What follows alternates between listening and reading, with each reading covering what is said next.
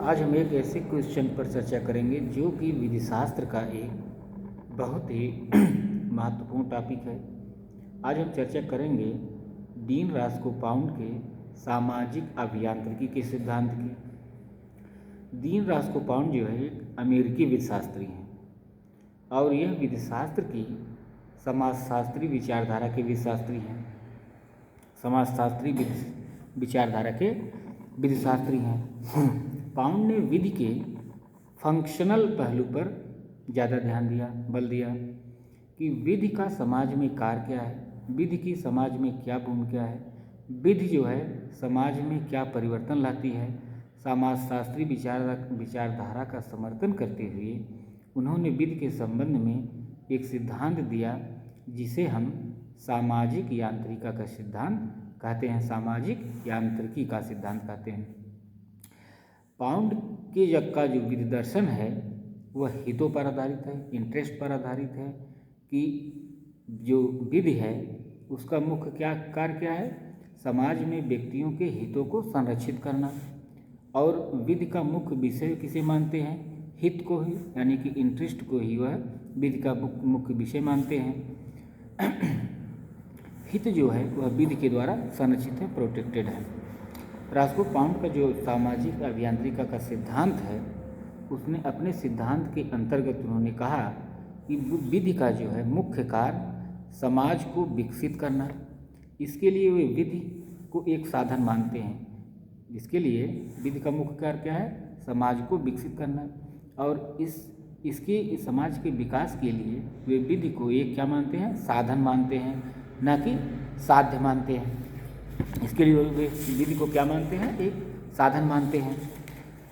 दूसरी बात उन्होंने विधि के संबंध में जो कही है कि विधि का दूसरा जो मुख्य कार्य है वह क्या है, यानी कि पहला कार्य हम क्या समझे कि पहला विधि का कार्य समाज के भीतर उन हितों की खोज करना जो समाज को विकसित करते हैं। यानी कि समाज के विकास में कौन कौन से ऐसे हित हैं जो कि आवश्यक हैं, उन हितों की विधि के द्वारा खोज की जाती है। और इनका जो है इन हितों को विकसित करने में मनुष्य की जो इच्छा है, आशा है और मांग को वह एक ऐसा तत्व मानते हैं। यानी मनुष्य की जो इच्छाएं हैं, आशाएं हैं और जो डिमांड्स यानी जो मांग होती हैं वह ऐसे तत्व हैं जो समाज को विकसित करते हैं। इन तत्वों को खोजने के बाद पाउंड यह मानते हैं कि विधि का दूसरा मुख्य कार्य क्या है। वे मानते हैं कि विधि का जो दूसरा मुख्य कार्य है वह चूँकि मानव समाज में रहता है, एक दूसरे के बीच वह संव्यवहार करता है, तो उस मानव के बीच जो संव्यवहार आपस में होते हैं उन संव्यवहार के सिद्धांतों का पता लगाना, जो सिद्धांत सभ्यता को बनाए रखने के लिए आवश्यक होते हैं। और इन्हीं साधनों को उन्होंने क्या कहा, न्यायिक आधार तत्व के रूप में संबोधित किया। यानी कि सभ्यता को बनाए रखने के लिए जो आवश्यक तत्व हैं उन आवश्यक तत्वों को पाउंड ने क्या नाम दिया, न्यायिक आधार तत्व के रूप में उन्होंने संबोधित किया। पाउंड ने मानव से संबंधित समस्त हितों को, यानी कि जो पाउंड का विधि का जो सिद्धांत है किस पर आधारित है, हित पर आधारित है। तो हित को उन्होंने कितने भागों में बांटा, पाउंड ने जो मानव के हित हैं, जो इंटरेस्ट हैं, उसको 3 भागों में बांटा। पहला व्यक्तिगत हित, दूसरा लोक हित, तीसरा सामाजिक हित। तो व्यक्तिगत हित के अंतर्गत कौन कौन सी बातें व्यक्तिगत हित के अंदर आती हैं, जैसे घरेलू मामलों से संबंधित मामले हुए, आपके सम्मान से संबंधित मामला, प्रतिष्ठा से संबंधित मामला, आपकी इच्छा की स्वतंत्रता से संबंधित मामला।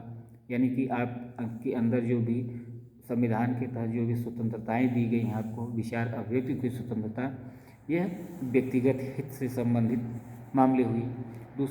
दूसरा जो हित का प्रकार है वह लोकहित है। लोकहित के अंतर्गत कौन कौन सी ऐसी बातें आती हैं, कौन कौन से ऐसे हित आते हैं जो लोकहित माने जाते हैं।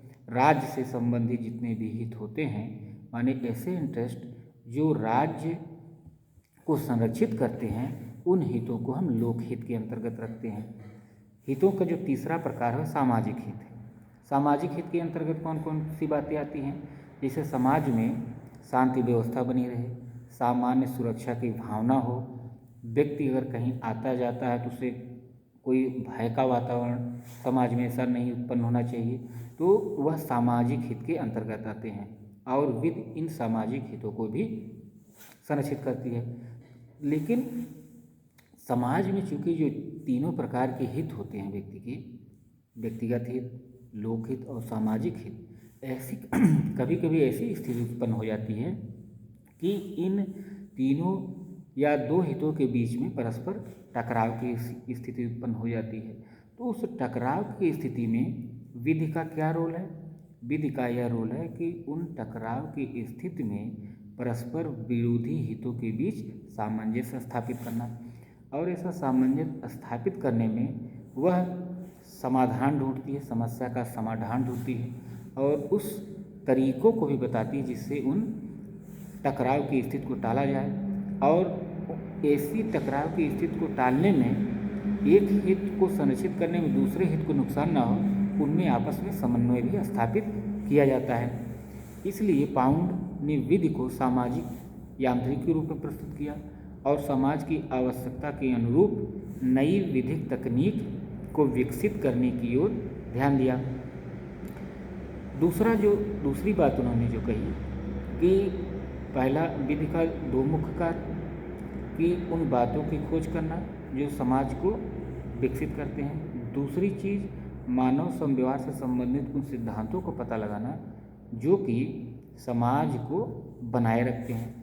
इन समाज को बनाए रखने वाले जो तत्व हैं, उन्हीं तत्वों को उन्होंने न्यायिक आधार तत्व के रूप में माना। न्यायिक आधार तत्व पाउंड के अनुसार जो न्यायिक आधार तत्व हैं वे किस पर आधारित होते हैं? न्यायिक आधार तत्व जो है व्यक्ति की इच्छा पर, उसकी आशाएं क्या है समाज से, समाज में उसकी डिमांड्स क्या होती है, इस पर आधारित होते हैं। यानी कि इच्छा पर, मांग पर और उसकी आशा पर आधारित होते हैं। तो पाउंड ने समाज की जो इच्छा है, आवश्यकता है और मांग को ध्यान में रखते हुए कुछ प्रमुख न्यायिक आधार तत्वों को प्रस्तुत किया। तो ये जो न्यायिक आधार तत्व हैं, इनमें से कुछ को हम देखते हैं। जैसे पहला है, उन्होंने पहली बार न्यायिक आधार तत्व के बारे में बताया कि समाज में मनुष्य जो है यह अपेक्षा करता है कि उस पर कोई भी व्यक्ति जानबूझकर अटैक ना करे। प्रत्येक व्यक्ति समाज में रहते हुए अन्य लोगों से अपेक्षा करता है कि समाज का कोई भी व्यक्ति उसके ऊपर जानबूझकर आक्रमण न करे। दूसरा आधार तत्व जो उन्होंने बताया कि व्यक्ति जो है समाज में रहते हुए यह आशा करता है कि उसके पास स्वयं के परिश्रम से जो भी संपत्ति अर्जित किया है, जो भी वस्तुएं अर्जित किया है, वह अपने लाभ के लिए उसका उपयोग कर सके, उसके उपयोग में किसी के द्वारा कोई व्यवधान ना किया जाए। तीसरी बात उन्होंने जो बताई कि मनुष्य समाज से आशा करता है कि वह जिन भी व्यक्तियों से समाज में रहते हुए जिन व्यक्तियों के संपर्क में आता है, लोग उससे अच्छा व्यवहार करें। दूसरा है, यह भी व्यक्ति अपेक्षा करता है कि कोई भी व्यक्ति समाज के भीतर रहते हुए इस प्रकार से कार्य करे जिससे उसके कार्य से दूसरे व्यक्ति को कोई हानि ना हो या दूसरे व्यक्ति के मन में ऐसी हानि की आशंका ना उत्पन्न हो। पांचवी बात जो उन्होंने बताई कि व्यक्ति यह आशा करता है कि जो भी खतरनाक वस्तुएं अगर किसी व्यक्ति के नियंत्रण में होती है तो वह उसको पूर्ण नियंत्रण में रखे, जिससे उस खतरनाक वस्तु से किसी व्यक्ति को कोई नुकसान ना कारित हो। छठा आधार तत्व जो उन्होंने कहा कि व्यक्ति जो है समाज से अपेक्षा करता है कि उसे अपनी नौकरी की सुरक्षा हो, अगली वृद्धावस्था में समाज उसका आर्थिक बोझ वहन करे, दुर्घटना विपत्ति की स्थिति में, दुर्घटना की स्थिति में या कोई विपत्ति की स्थिति में उसे जो भी हानि पहुंचती है वह उस हानि का भार सामाजिक बीमा के माध्यम से जो है समाज उठाए। तो इस प्रकार हम देखते हैं कि पाउंड ने जो समाजशास्त्रीय विचारधारा के अंतर्गत विधि और समाज के मध्य जो परस्पर प्रभाव का अध्ययन किया, इस समाजशास्त्रीय विचारधारा के फलस्वरूप ही विधि को लेकर समाज में जो एक भ्रांति की स्थिति उत्पन्न रहती थी कि विधि जो है सिर्फ क्या है, एक जटिल नियमों का संग्रह है। तो यह भ्रांति समाप्त हुई और विधि का अध्ययन समाज के लिए एक आवश्यक साधन के रूप में माना जा रहा है। वर्तमान समय में विधि का जो अध्ययन है समाज के एक आवश्यक साधन के रूप में माना जा रहा है। दूसरी बात इसमें उत्पन्न होती है कि जिस विधिशास्त्र के अंतर्गत जितने भी विधिशास्त्री हैं जिन्होंने भी कोई अपना सिद्धांत दिया है उस सिद्धांत की कई अलग अलग विधिशास्त्रियों के द्वारा आलोचना की जाती है, क्योंकि कोई भी सिद्धांत अपने आप में पूर्ण नहीं है। तो इसी प्रकार जो पाउंड का सामाजिक अभियांत्रिकी का सिद्धांत है, इस सामाजिक अभियांत्रिकी के सिद्धांत की भी कई विधिशास्त्रों ने आलोचना की है। उनमें से जो प्रमुख आलोचनाएं हैं वह यह है कि इन्होंने अपने जो सामाजिक अभियांत्रिकी का सिद्धांत है उस सामाजिक अभियांत्रिकी के सिद्धांत में तकनीक आदि शब्दों का प्रयोग करके समाज को एक कारखाने के रूप में माना, जो उचित नहीं है। समाज सदैव परिवर्तनशील होता है, ऐसा जो है उनकी आलोचना करते हुए विधिशास्त्रियों ने कहा है।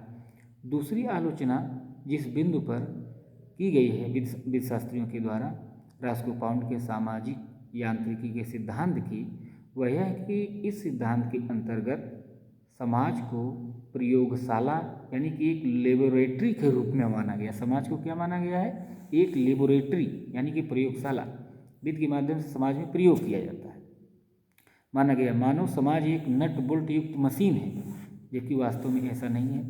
इन आलोचनाओं के बावजूद भी दीन रास्को पाउंड का विधिशास्त्र के अंतर्गत और विधि के जो है अध्ययन में एक महत्वपूर्ण योगदान प्रस्तुत करता है। धन्यवाद।